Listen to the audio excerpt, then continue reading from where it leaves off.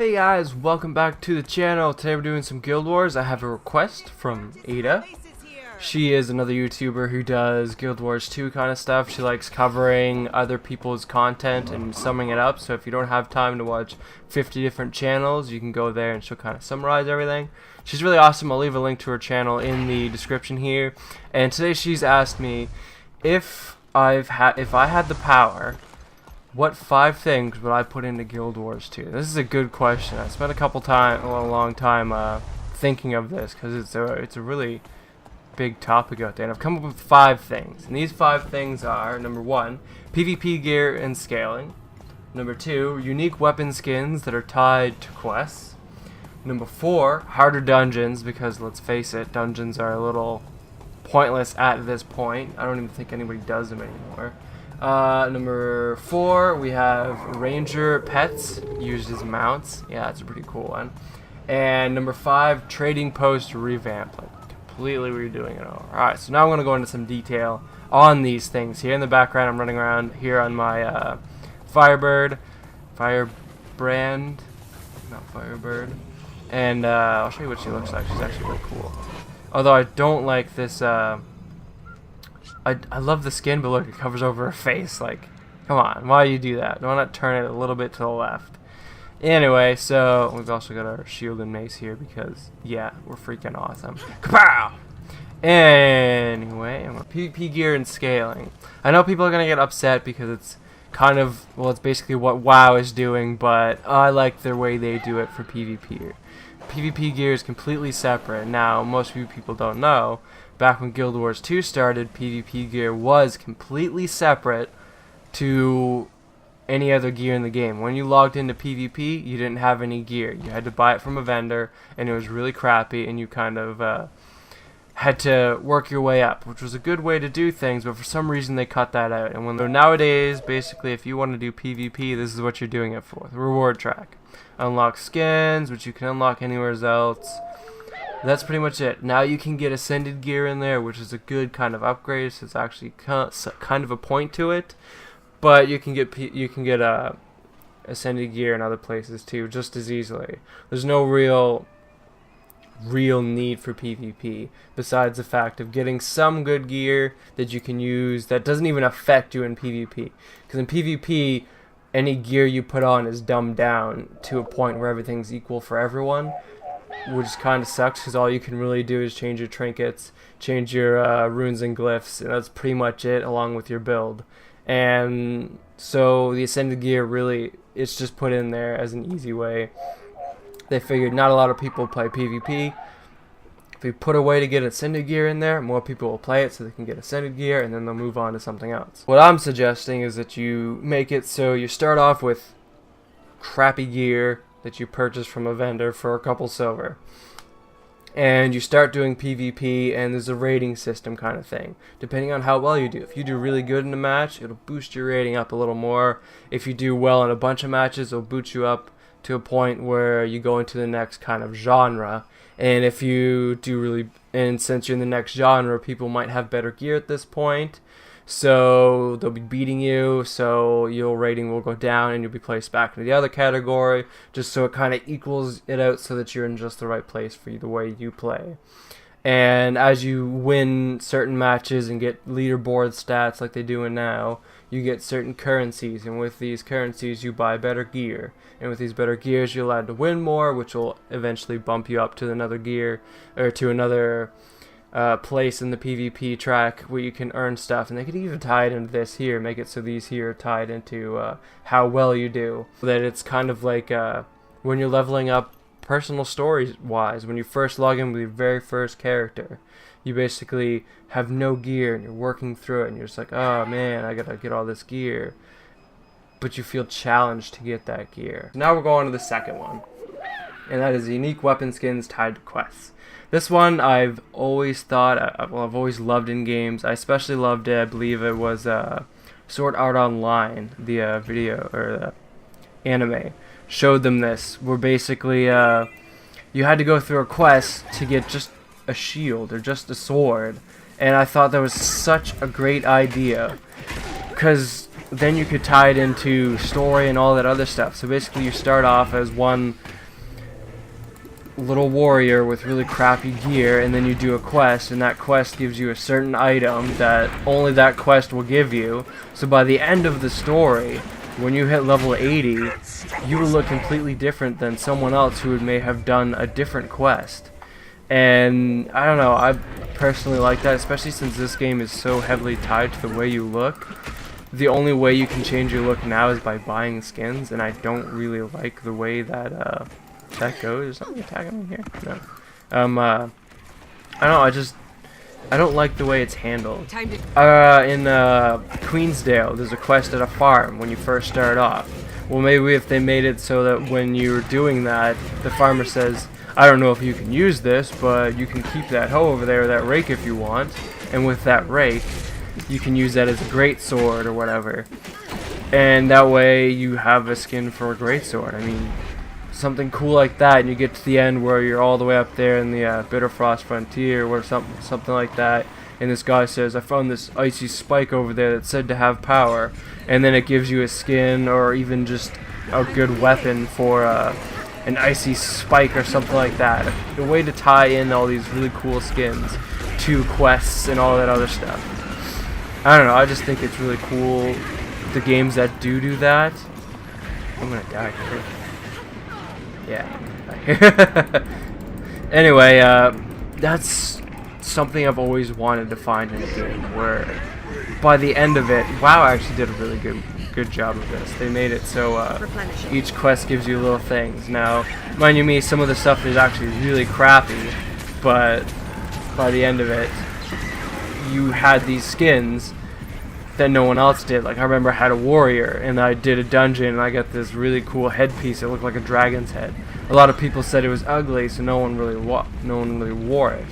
But me, I made an outfit out of it. Now there's a lot better gear out there, but still, just the fact that I came up with that look and I made that look made me feel like, hey, not many people have this skin, so I feel different. I mean, with the way things are now, you just buy something, you're like, yeah, I look awesome, I look badass, and then you turn around and see, oh, someone else bought it, so you don't feel as good as saying, okay, I went through all this quest just to unlock something special. The next one here is harder dungeons. This one's been something that's been needed to do for a long time.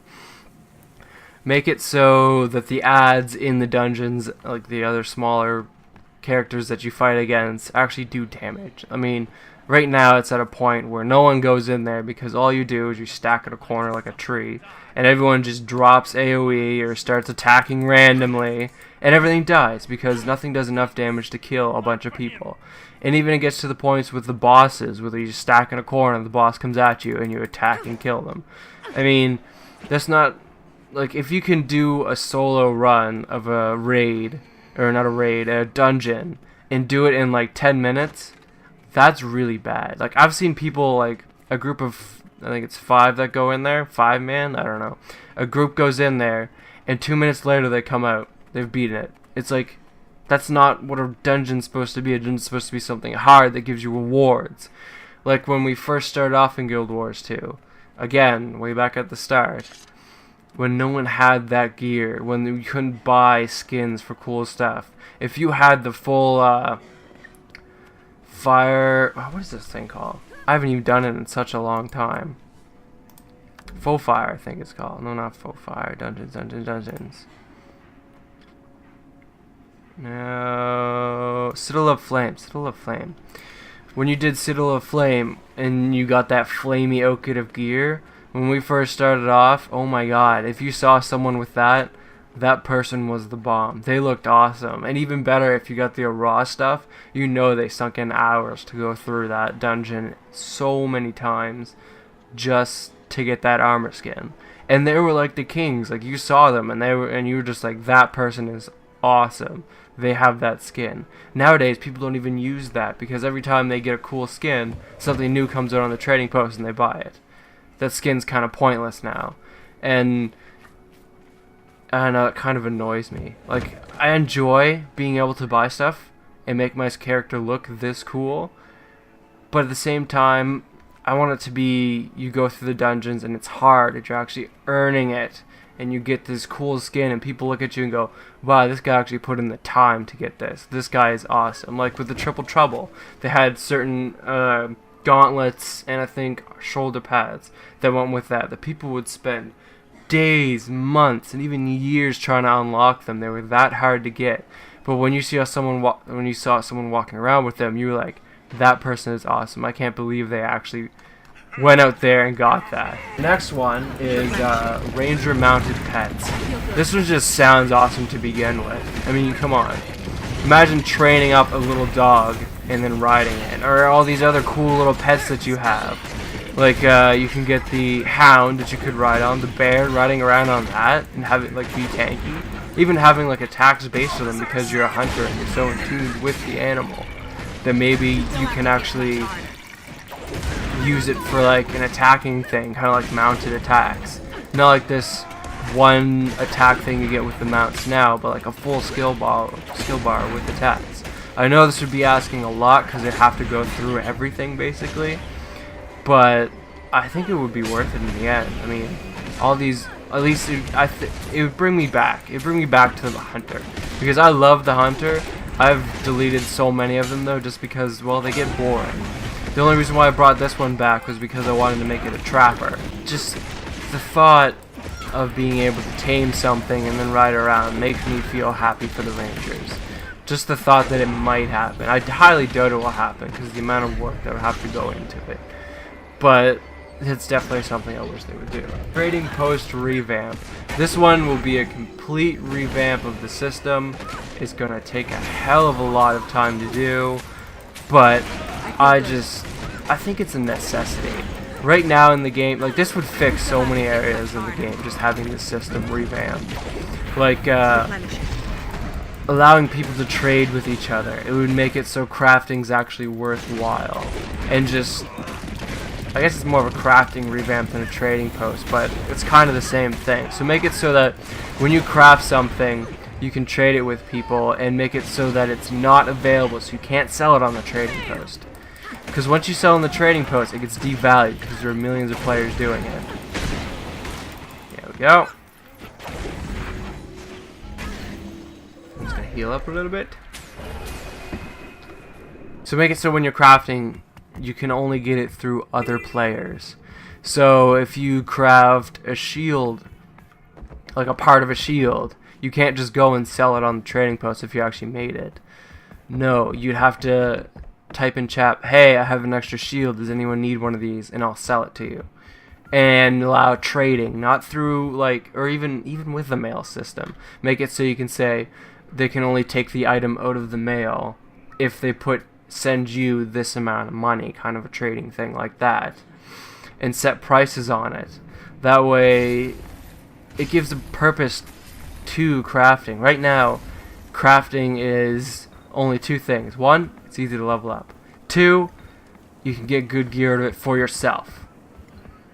Nothing else. Crafting has nothing to do with other people. The only thing that ties into other people is buying stuff on the trading post, which can be overpriced because a bunch of people sell it, or underpriced, and you feel like it's just a waste of money.